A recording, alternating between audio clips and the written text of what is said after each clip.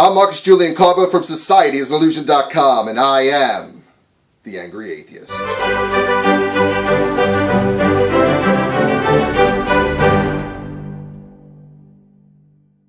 Out of the ashes of a dying party, the man who is the hope for America's future. A candidate will rise of unparalleled character. Smart, intelligent, common sense. His conviction unshakable. He is just so inspirational. His intelligence infallible. He is clear, concise, to the point. He will be a crusader of truth and justice. He's a smart man. And the harbinger of America's resurrection. I would vote for him tomorrow. A leader for the ages, his voice will shake the foundations of all that plagues this nation. Our deficit is a big problem.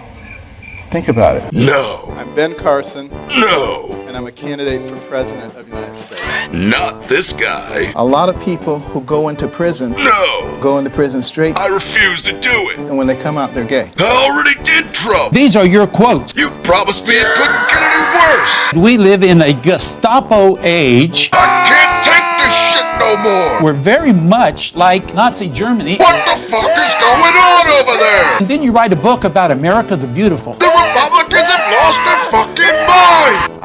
I would not just stand there and let him shoot me. No! I would say, hey guys, everybody attack him. No! He may shoot me, but he can't get us all. I'm not gonna fucking do this! You know, Obamacare is really, I think, the worst thing that has happened in this nation since slavery. Fuck this guy!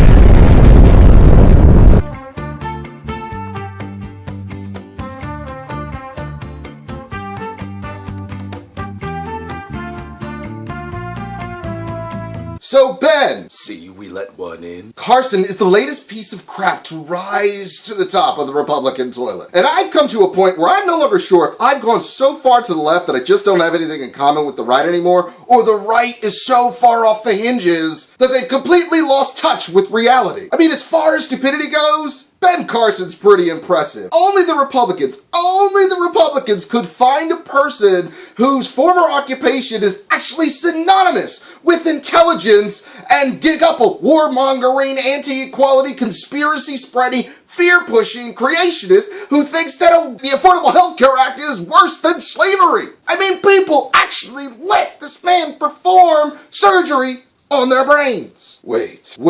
Is Ben Carson secretly a genius? No, seriously, think about it. Ben Carson must have become a neurosurgeon so that he could implant a device or change the wiring within the brains of the individuals and create an entire army of willy conservative slaves. Those slaves would consciously spread the ideas of capitalism and conservatism to their families and friends until one day, when the time was right, Ben Carson would activate these slaves to usher him and a new age of religious conservatism into power and create a world in which he would galvanize the populace to attack active shooters, build pyramids of grain in his honor, and strike biology from biology books to become brain surgeons, and then look up into the heavens as Jesus floats down from the sky, takes Ben Carson in his arms and says, "See my loving child, I told you you were special." And Ben Carson will smile down on us all as he is placed at the right hand of Zod. Ben Carson is absolute proof that education is not a guarantee of becoming liberal or atheist, logical or rational, or discerning, competent, or anything the Limbaugh lovers like to say higher education does to a person.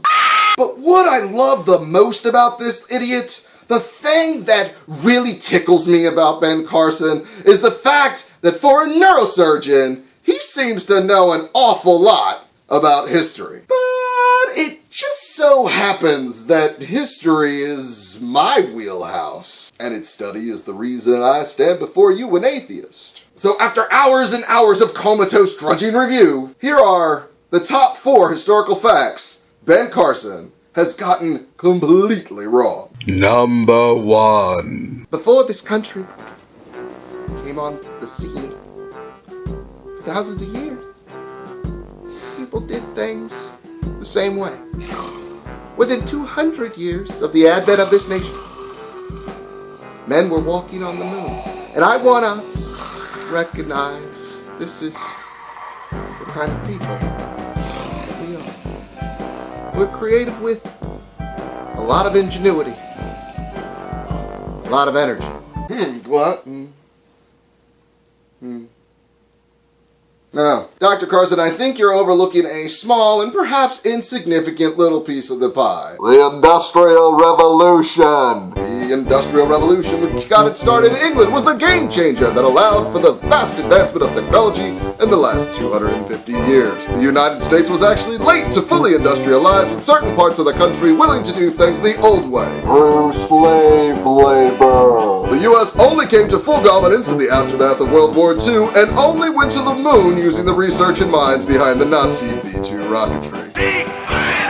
Up until then, though having tremendous potential up to the start of the 20th century, the U.S. was still just a supporting cast member of the British Empire. Number 2. The Roman Empire is very, very much like us.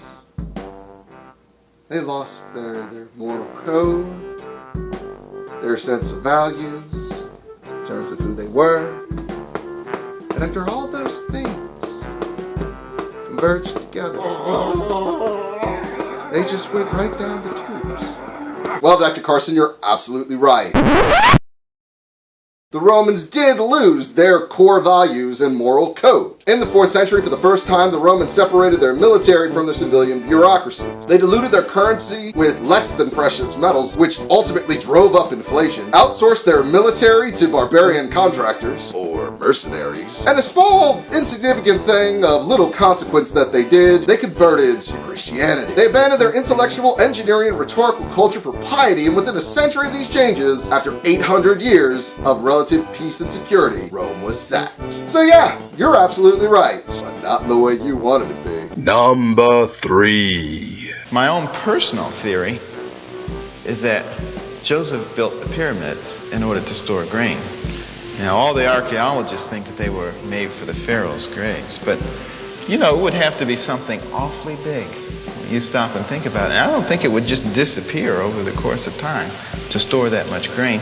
And when you look at the way the pyramids are made, with many chambers that are hermetically sealed, they would have to be that way for a reason.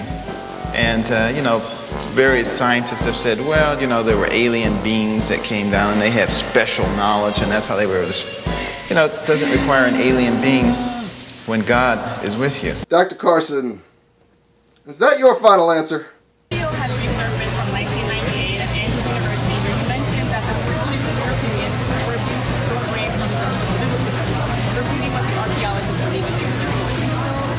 It's still my belief, yes. Real quick, let me put this one to rest. The Great Pyramid was built by Khufu.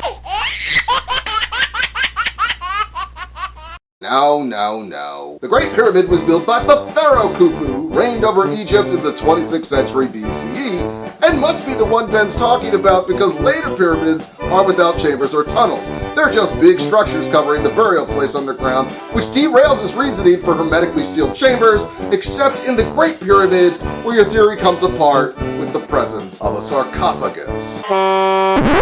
Wait a minute. That looks like... Is that?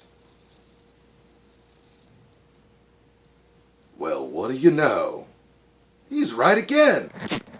But Ben Carson being wrong about history, not all that surprising, especially when you consider his 4th and final historical fallacy. Number 4. His own history. That's right, Dr. Carson can't even get the details of his own history right. Just recently, Dr. Carson, if you are a doctor,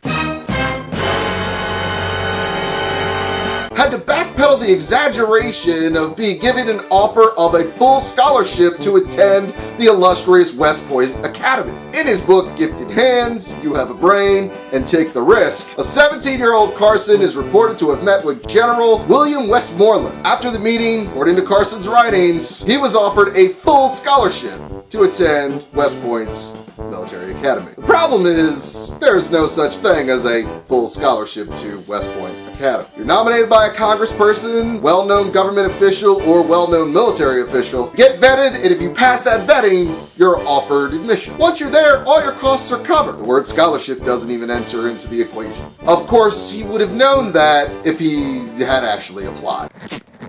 So what the hell is going on with the Republicans? Why are persons like Trump and Carson doing so well in the polls? Is this just a temporary thing? Have the Republicans lost their minds? Are things really that bad on the right? Place your comments down to my right if you're crazy enough to pick a fight. Hit that subscribe button, thumbs up, and then head over to Patreon, where your support is the difference between making a whole bunch of these videos weekly, bi-weekly, and so on, to just a few of them coming out every year. And I will see you next time on The Angry Atheist.